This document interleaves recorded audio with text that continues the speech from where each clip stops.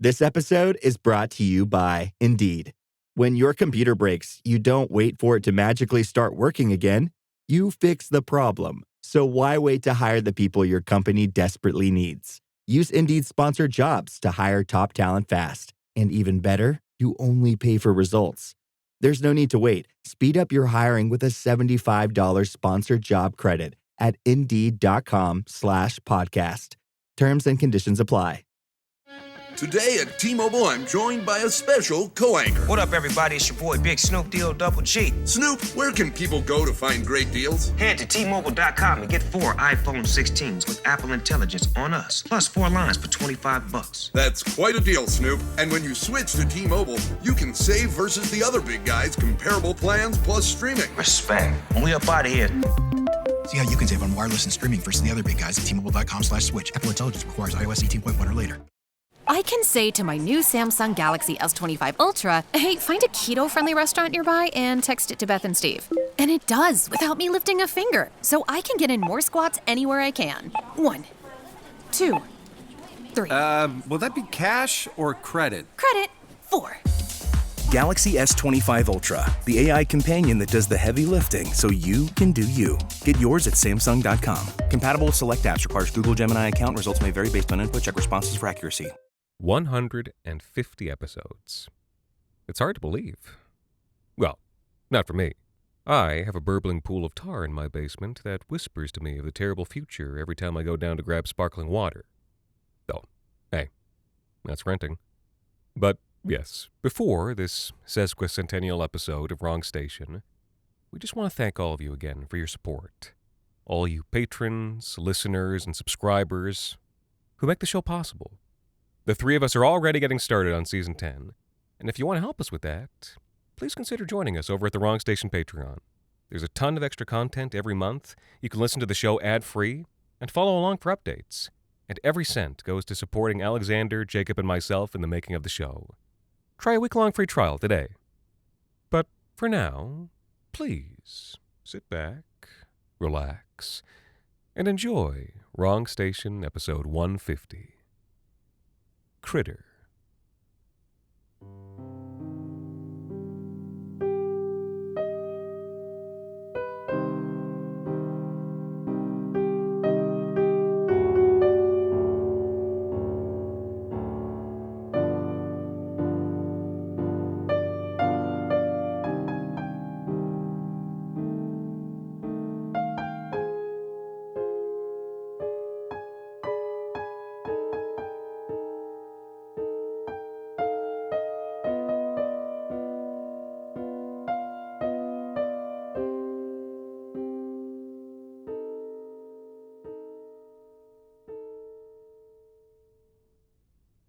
In those days, you could see so far.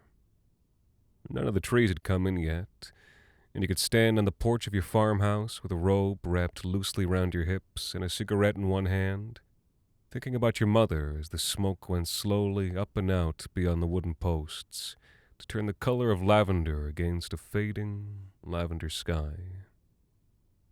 And you could see so far. For mile upon mile upon mile of lavender grain, and waist-high aspens coming in, and beyond that the hills looking lilac with twilight, though really you knew deep down that they were brown and gray with the dieback of local life. And you could stub out that cigarette in an ashtray on the gray wood banister, thinking about the smoker's lines on your mother's upper lip, raising one hand absently to brush at your own face, and feel faint lines of your own just beginning to come in. In those days, you could still believe the fantasy. Mostly. Still convince yourself you were living on a brand new world, and not just some extension of the old one. You could glance up at the purple sky beyond those dying hills, and just make out the first shadow of the coming stars. Then you could turn around and hide yourself inside before the bright spark of Sol, Earth's sun, your sun, whose atoms made you, appeared in the evening sky. Demi lived on her own with her daughter in a farmhouse out on Far Stretch. Mostly, the dust storms of the dieback were stopped by the line of hills, but sometimes you could see their black bar at the horizon. And when you could, the rain came down red, and she wondered what was in the air and what it was doing to her daughter's lungs. She worked at the company hub in Yeonmin, 45-minute drive each morning. Lily went to school in Farstretch, where she didn't have friends. The school was small. After work, Demi would drive the long, dusty road back and pick up her daughter from the babysitter's house. When they got home, she would make dinner, and then watch the twilight with a cigarette in hand, while her daughter played on the dry grass in front of the porch. But Lily was getting older now, and ranging farther afield. Sometimes, when Demi was lost in memory, she would suddenly snap back to find her daughter had vanished, into the low aspens or the wheat on the other side of the fence. "Lily?" she would call. "Lily!" One night, when her daughter came home, Demi thought she saw something moving swiftly through the foliage behind her. There was a lab and greenhouse and experimental gardens at the company hub. The cafeteria had a wide, curved window which looked out on grasses and ruderals and cash crops blowing green and yellow gold in their marked squares under the sky. One of the biologists always sat by this window at lunch hour, staring out with the lost expression you saw so often on New World settlers. She sat across from him one afternoon as he lingered over his paper cup of cha. He seemed surprised by the company. "All right if I join you?" Of course." His name was Anand. They knew each other in passing, but had never really spoken. He was around her age, quiet, and with gray getting into his beard. He was handsome, but she didn't think he knew that. "I want to ask you a terraforming question." "Oh, well, sure, okay. Always happy to talk shop." She could tell she was making him shy, but she often had that effect on men. "So my daughter and I, she's 9, live out beyond Farstretch. That'd be close to the dieback?" "Yeah, we can see it from the back porch. It's all aspens and wheat around us, though." "But Lily, my daughter, she's getting a bit older and starting to explore more. What I want to know is if there's any dangerous wildlife around." Yeah. I can't stop thinking about the briefing videos they showed us in transit." He smiled, but there was something bitter in the expression. Ant dogs and spider tigers and all that. He shook his head. They all lived on the South Continent, and were never that dangerous anyway. We don't look like anything they evolved to eat. "You're sure?" "Oh, yeah." He turned to the yellow distance beyond the window. And even if they were, well... "Well?" He tilted his head back and forth. "Terraforming. You can't just make things like they are on Earth. You have to kill the microbiome first, which then kills everything on top. And by the time Lily's our age, there'll be like 2 or 3 native species left, from a biosphere of millions."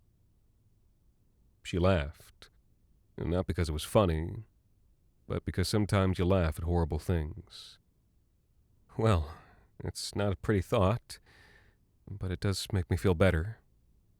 He glanced at her in surprise, and then laughed a little too, accepting the offer of lightness.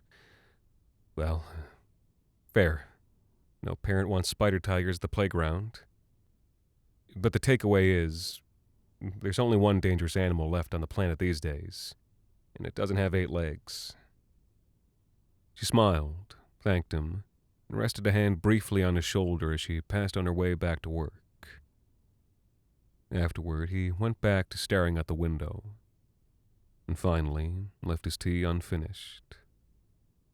The rest of that week, she gave Lily the run of those waist-high aspens, and stood on the porch smoking slow cigarettes in peace. In 15 years, these saplings would be full-grown, cutting her off from the valley as it filled with people. That thought made her anxious, Roads and houses, people, suburbs, claustrophobic. Soul bloomed above the dead purple hills. She ground out her dart as the glowing pips on Lily's distant jacket turned for home. She smiled and waded forward into the sapling shallows. It was a fine, clear twilight. The light of the triple moons was silver on the aspen leaves. There was no breeze. Yet the leaves behind her daughter moved.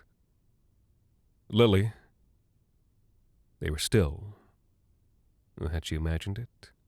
Suddenly her heart was pumping, and the fine hair standing on end at the back of her wrists. She began to run forward. Lily! Lily, hurry here! At the fear in her mother's voice, Lily's eyes went large, and she began to run. Something slashed through the saplings behind her, making the leaves tremble in its wake like ripples in dark water. Demi's world narrowed. She couldn't see anything but purple, black, and silver at her daughter's terrified face. She charged forward and swept the girl up and changed direction without slowing down. The lights of home danced in her vision as her feet pounded, and the aspens clawed at her robe, and the leaves rustled louder and louder behind her. Something brushed her ankle as she bounded up the back porch steps, and she screamed as she flung the door open and slammed it in the face of something bristling and huge.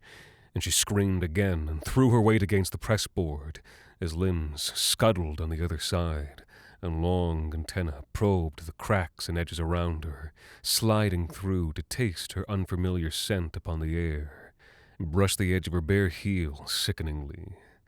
Lily, get to your room and close the blinds and lock the door. Insectile feet clawed at the wood fiber behind her. Antennae quested at the windows. She only caught a glimpse of something vile as she wrenched the curtain shut. Then she backed away into the middle of the room, hands akimbo, breathing heavy as it scuttled up and down the porch outside. That sound, that scuttling sound, built up inside her head like pressure, scuttled up her throat like nausea, and, pale as sickness, she went to the kitchen drawer and fumbled for the gun locker key. Her hands trembled at the lock, shook as they forced shells down the shotgun breech. She held the gun across her body like a lover and closed her eyes up tight. She was back there, back on Earth, and the blue light and vinyl floors were waiting, and the feel of many-legged things across her skin. She opened her eyes and ripped the door open, and brought the stock to her chest and ripped the night open. And whatever it was darted across the lawn like a frightened cat. She ripped the night again, and fell back into the living room and slammed the door behind her. She let the hot gun fall and pressed both hands into the bruise it had left between her ribs and shoulder. She didn't even realize that tears were burning channels down her cheeks. It was just like home. She was right back home. When the sheriffs came, they found her waiting at the front door, with a gun across her lap and the stubs of several cigarettes around her. The sheriff himself, a young man with brown hair and bright brown eyes that matched his uniform, didn't believe a word of it. "Well, Miss Karras," he said, letting his eyes move across her, "we haven't heard of anything like what you're describing in the area. You sure it was a native animal?" "It was a centipede the size of a dog," she told him. "Hard to mistake that for a Labrador." He smiled. His deputy glanced nervously at the night around them. He was a wrecked old man with watery eyes. "Well, sometimes we see what we want to see, Miss Karras," the sheriff went on. "It's awful lonely out here, hey? Maybe you just need someone to come check in on you, huh?" Before she could frame a response, his eyes focused on something behind her. "Oh, well, hey, little lady," he said, crouching as Lily appeared at her mother's shoulder. "What's your name, huh?" "Lily," said the girl, shy. "Lily, go back inside," said Demi. "Hold on a moment," said the sheriff. "You know, Lily, you're a real pretty girl, just like your mom. Now, Did you see anything out there tonight? The girl shook her head and pressed into her mother's side. Well, I want you to know you're safe, okay? He said, smiling. Sheriff Ellis is here to look after you. If you hear anything, you just call me and I'll be right here to protect you. All right? He smiled at Demi. That goes for both of you. I know what I saw, she told him. His smile widened and he raised his hands. I believe you. He was unconvincing. But if you do need someone to just check in, well, I can do that. Anytime. The next morning, she was waiting outside Anand's office, white-hot angry by the time he arrived. White-cold angry. You lied to me, she told him. You put my child in danger. Nothing dangerous. We were attacked, Anand. He stopped, eyes wide with concern. What happened, Demi? Is your daughter all right? She hadn't known what to expect from the confrontation, but his earnestness put her off balance. She found the words pouring out of her as he opened the office door and sat her down and brewed them a cup of tea.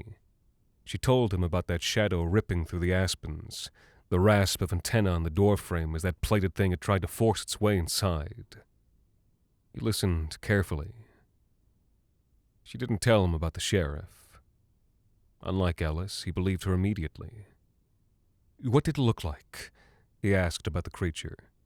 Did you get a good view of anything? She gestured at his desk. It was maybe that long. She tried to control the quaver in her voice. Probably would have come up to about your thigh. It was fast, Anand. It looked like one of those centipedes you find inside your house at night. He drummed his fingers. It abruptly turned his chair to the computer. He typed something. Did it look like this? She recoiled from the image on the screen. That's it. That's what I saw. He let out a long, slow breath, and she didn't know how to understand the expression on his face. It was almost like hope. You saw Scootager. He let out a little breath of disbelief. I can't believe they're not all dead, but it makes sense they'd be survivors. How do we catch it, Anand? How do we kill it? He turned back around. There's something young and innocent about his face. I don't... Demi, this animal, I don't care how rare it is. She could hear the edge in her own voice. She sounded like her mother. I want it away from my daughter. They're not just rare. He was stammering. They're intelligent, sensitive. It attacked a 9-year-old girl. It wasn't attacking. She stood up from her chair. Please, I know how it must have felt, but the thing was just curious. They eat fruit and grubs. Demi, they're like parrots. She was already gone out the door. Please, Demi. He called down the hall after her. Please, don't hurt it. At twilight, you could stand on your porch with a robe wrapped loose and a cigarette in one hand, thinking about your mother's sudden rages and tears as the smoke went up lavender against the sky. When you closed your eyes, you could still see the hard blue light of a networked city after dark, and smell the staleness of clogged grease traps in the laneways underneath. Vermin would still flutter across the chewed-up vinyl floors of an apartment that was never fully dark. Demi's mother had still been beautiful back then. Beauty, as they both knew, could be a kind of passport. She told Demi that the networked city was a brand new world. But it was just like the old one. If you closed your eyes, you could still come right up to that thin door on the terrible night and hear your mother's labored breathing in the semi-darkness of the other side, and hear her whimper softly as the vermin scuttled through her sticky blood on the bathroom floor, leaving little needle footprints on her tender skin. Then you could open your eyes to the first shadow of the coming stars, and then go hide yourself inside before Soul's bright spark burned bright against the evening sky.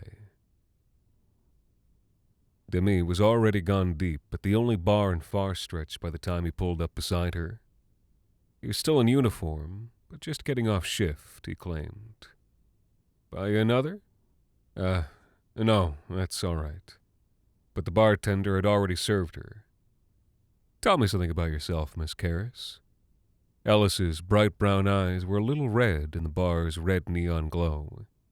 She looked at him for a moment, and something untrustworthy inside her decided he was a goodish-looking sort of man. What do you want to know? What brought you here from Earth? Her head sagged a little with the drink. I grew up poor. City poor or country poor? City poor. He smiled. Country poor is worse. Yeah, the city poor is bad enough. But because the drink had made her unprotected, she told him a bit about the networked city. Children worked. She showed him the grease burn from when she was 11. He listened, and if she'd been sober, she might have noticed the thirst with which he drank her misery. But she was drunk, so all she noticed was that he listened. She talked about the place they lived, the bugs. She didn't mention her mother or the men in city uniform that she brought home from time to time. What about you?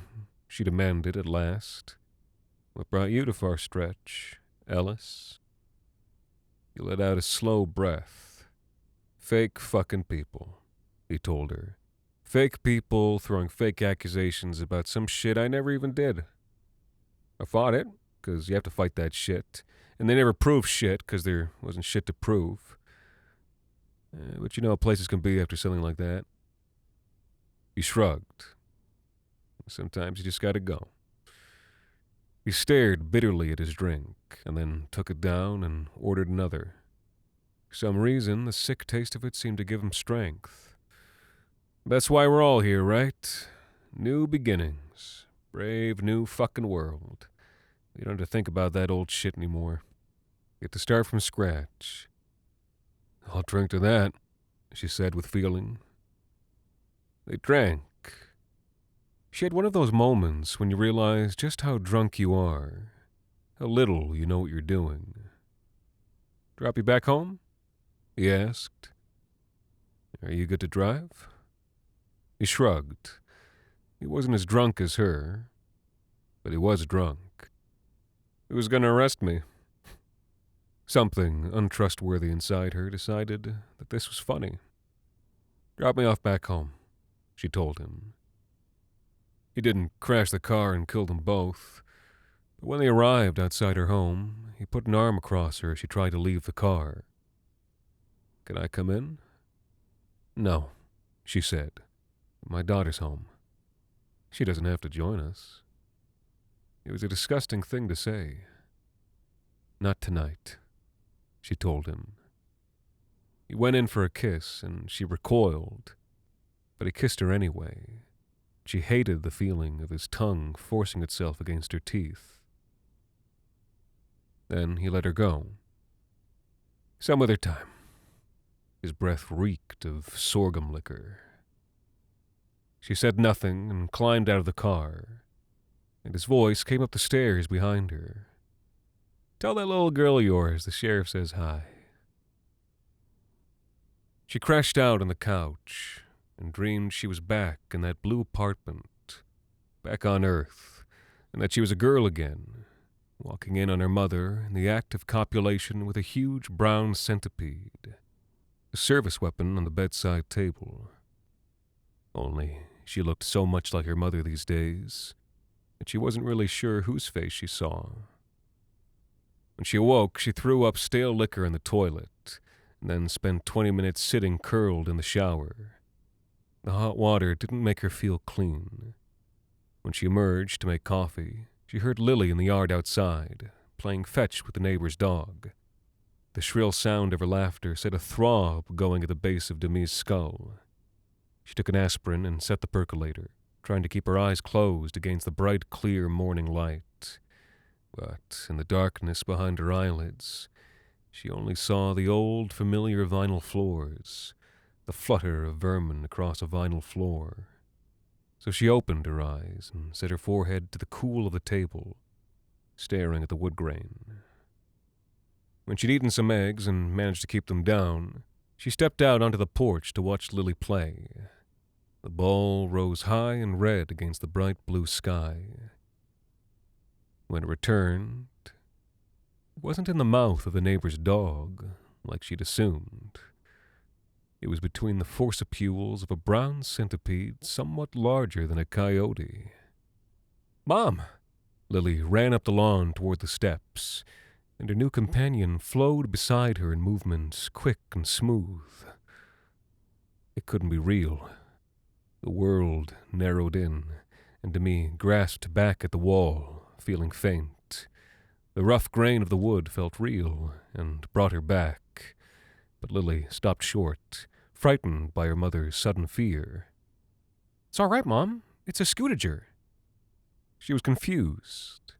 There might have been a note of accusation in her voice. "We learned about them in school. They're smart and really friendly." The creature gazed up at her with its black compound eyes. And how could she fail to see the intelligence, their bright darkness, like a Labrador's eyes, their earnest curiosity? The scootager had a darker pattern on its forehead, like the inverse of a star blaze on the forehead of a horse. It tilted its antenna toward her, probing the pheromones her fear released into the air and flinching from their acrid taste. Those antennae were nearly 4 feet long. "I'm going to name him Star," said Lily, kneeling beside the animal and running gentle fingers down his plaited back. "Because the star on his head." Demi still hadn't said anything. "Can I keep him?" She was so different from her mother, Demi realized. She was clear and bright and open to the world. She wasn't afraid.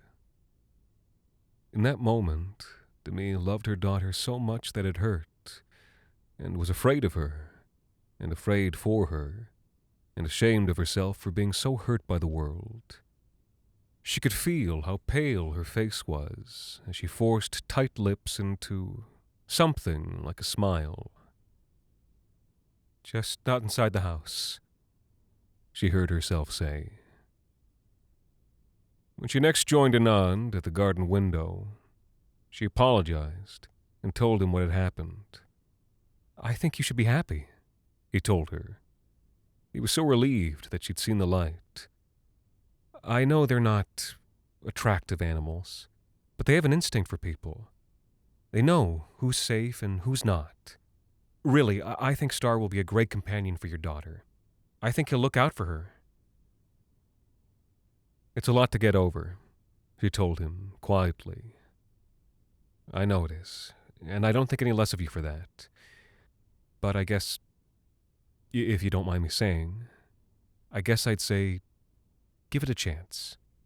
Trust your daughter knows what's good." She thought for a long moment. He could see that she was in the grip of strong emotions, but she was so closed off that he couldn't tell what they were. "I suppose so," she said at last. She stood. "Thanks for talking to me about it." "Of course." Then, as she turned to go, he worked up the courage to ask, "Demi, is there any chance... would you like to go for coffee sometime, and maybe go for a walk?" She stopped a moment to glance back. He was silhouetted against the green-gold plants and blue sky outside. She almost said yes. "I'm sorry," she told him, "but there's someone else." That evening, she told the babysitter that she'd be late, but she went home at the normal time and showered and changed and stood on the porch of her farmhouse with a robe wrapped loose around her and a cigarette in one hand, thinking about her mother as the smoke went up against the sky. She could see all the way to those hills, lilac with twilight, even though you knew deep down that they were really brown and dead. She stubbed out her cigarette.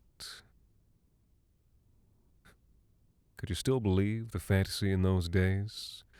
That this was a brand new world, and not some extension of the old one.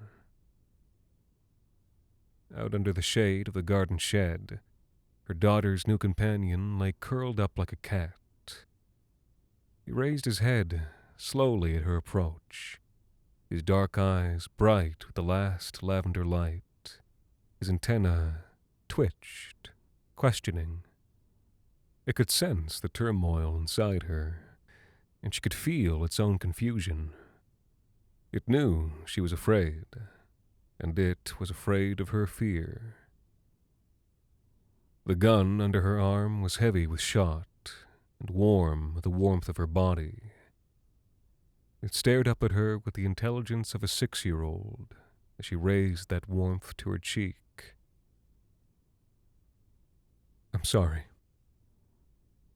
For a long, long time, they looked at one another, gun leveled between them as the purple sky grew dark above the purple hills. Stars kindled slowly in the tender sky. Somewhere among them, Soul's small, bright spark was burning. Then, the miracle happened. She slowly lowered the gun and turned and walked away.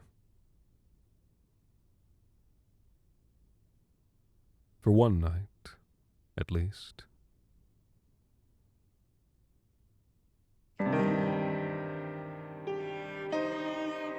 The Wrong Station is made possible with the generous support of our listeners on Patreon. Visit today at patreon.com/thewrongstation. You can also support us by leaving a rating and review on iTunes, Spotify, or wherever it is you tune into the show. This week's episode, Critter, was written by Alexander Saxton and performed by Anthony Botello. Thank you to Maggie Harkness, Maya Merritt, Nasheen Nazir, Ashley Prifty, Kay Niels, Jennifer Moonchild, and Trina McCowan for helping us keep the lights, well, off. The Wrong Station is co-produced by Alexander Saxton, Anthony Botello, and Jacob Duarte Spiel, with music composed and performed by Alon Citron and arranged for the viola and performed by Viola Schmidt. You can follow The Wrong Station on social media at The Wrong Station and email us at thewrongstation@gmail.com. And until next time, thank you for listening.